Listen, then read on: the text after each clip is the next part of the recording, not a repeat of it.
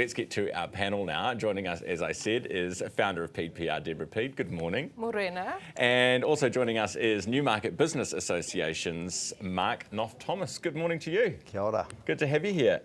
Deborah, would you, if you're in a situation like that, if you ever find yourself in front of, like a deer in headlights, what do you tell people about body language? Oh gosh, that's so important. I mean, the cameras, there's hundreds of cameras on them. Just be mindful of that. And surely they've all got minions to rush in and pick up those papers without the risk of being shot. So no, I think that statement, that's a top spin on a spin. It's nonsense, isn't it? All right, let's talk about supermarket prices. So, Mark, we had food price inflation up yesterday more than 4% and butter and stuff like that. What's your take on it? Because on the one hand, it's expensive for us, but on the other, our farmers get the payout. It helps the economy, right? Bit of a double-edged sword, I think. But I think, forget Bitcoin. You should be investing in cheese and butter because that's where you make the real money. I know that global price markets, they have an impact, and I know there's been sort of a lot of looking at that in terms of what the supermarkets are doing.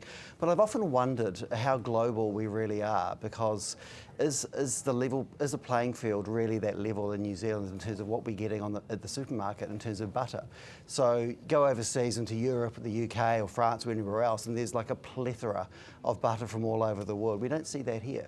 We just see maybe a couple of things from overseas, but it's really a very New Zealand-dominated butter market, and maybe that's something to be looked at. I don't know. Yeah, well, presumably that's because we produce so much of it ourselves. I mean, we export more than 90% of what we produce, which is why we pay an international price. But I guess if you're like a European butter brand, would you export to New Zealand? I don't know. No, look, I agree, but I'm married to a farmer, so I have a slightly different take on it, and I'm happy that we're seeing our food producers valued more. But there's also, it's a two-way street. We also need to be savvier shoppers, and let's face it, there's a lot of things we can do smarter. I mean, we've been conditioned to only choosing those perfect pieces of fruit and veg. We buy fancy water in bottles when we've got delicious water coming out of our tap.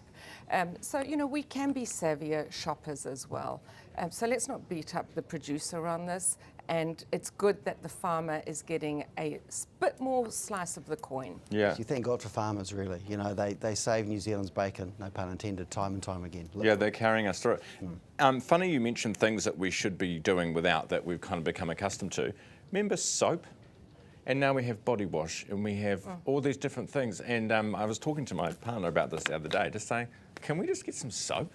Just go back old school, so much cheaper. Have you tried to find soap on the shelf? Well, no, because like I don't go to the supermarket. The bottom row, really so is. The bottom, yeah. And then rows and rows of body wash, all packaged in plastic. You have to bend over like Keir Starmer to pick it up. So,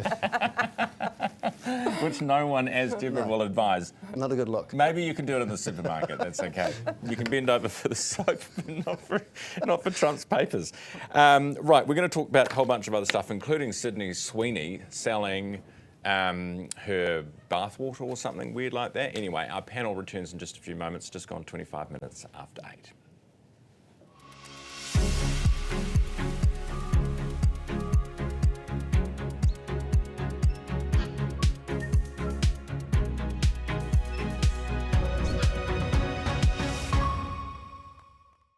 Of course we can set up the new smart TV for you. We can also put it on the wall for you too. Want to keep your family safe online? We've got tips for that. Yeah, I can show you how to use the AI on your laptop. Teaching the kids to do laundry? These washing machines auto-dispense the perfect amount of detergent, making it super easy to learn. Wait, what's a Ninja Creamy? Got tech questions? We've got answers. With 66 stores nationwide, your tech experts ready to help. Sing your heart out to Coast's feel-good 80s hits. Kenny Loggins, Whitney, John Farnham, Eurythmics, Bonnie Tyler, Eric Carmen. The most 80s are on Coast. Sing your heart out. Coast. After 20 seasons on the footy field, it's fair to say I know a thing or two about resilience, just like Kaiwaka wet weather gear. Digging deep, when the going gets tough. Kaiwaka, designed to perform, made to outlast. We have completed 4 builds with GJ. Every time we want to think of building, we always go back to GJ. It's a really good experience throughout the whole process. They deliver what they promise on, and it feels like working with a family member. It's very easy and trustworthy to work with GJ.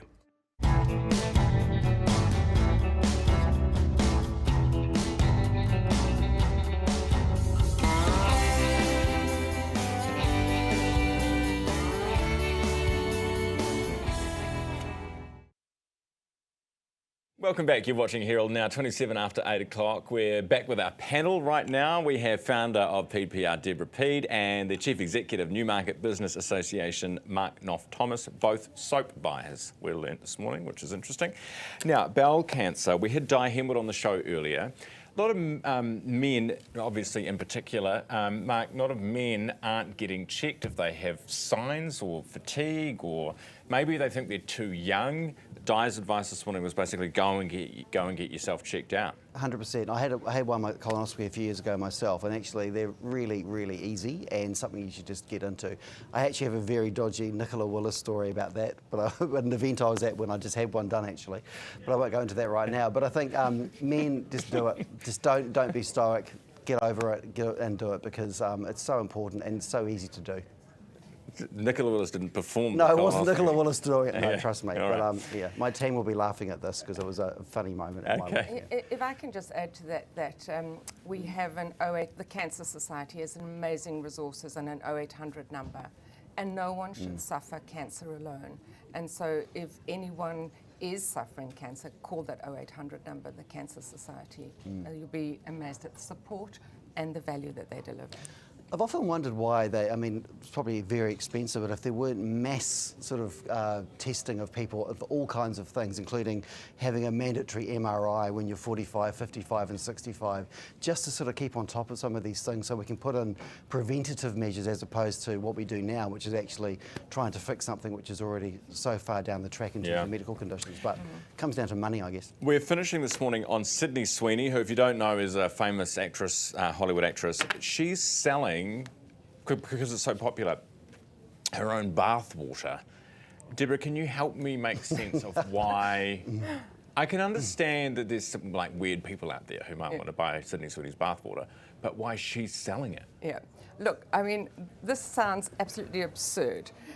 $1,500 for a bar of soap, and here we are in New Zealand agonising over the price of cheese. But this is classic PR gold. She's not selling hygiene, she's selling hype. She's selling headlines.